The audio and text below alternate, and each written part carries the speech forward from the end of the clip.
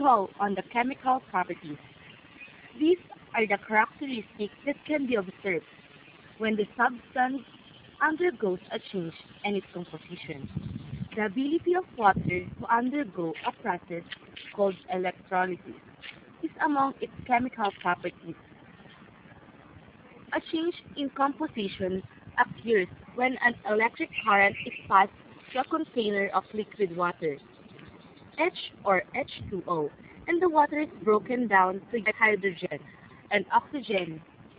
A chemical property is evident when a substance reacts with another substance. For example of that, iron slowly corrodes of rust when exposed to air or a moist environment to form iron oxide. The reddish-brown rust is also chemical property if a substance does not react with another substance because it's more than other substances. Everyone, and to all our young chemists all over the world. First of all, properties are the characteristics that we use to identify different samples of matter.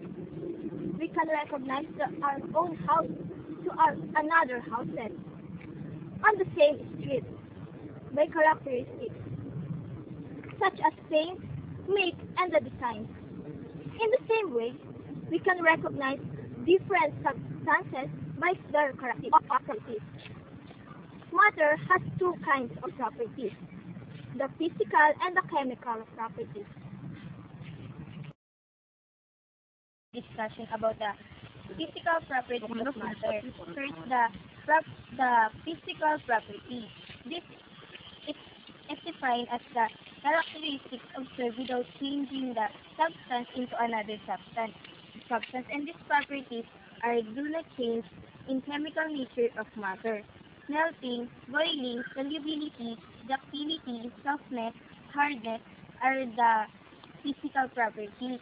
And there are two types of physical properties, the intensive and extensive. Intensive, it do not depend on the amount, while the extensive, it depends on the amount.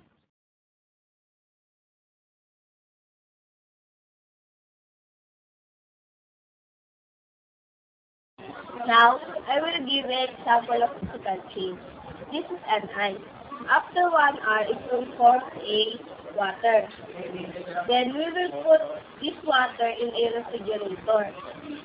After 1 hour again, it will form again a ice. We will see that this is an example of physical change.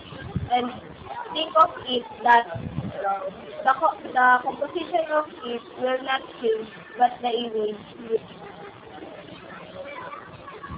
And that's all. Now, I will give you the sample of chemical properties. First, the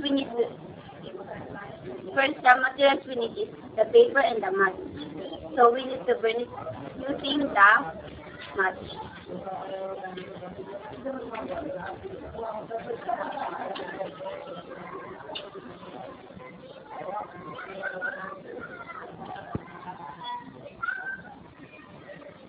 So this is the example.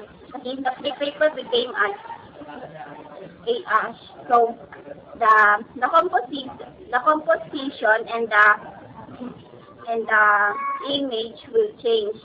So that's all.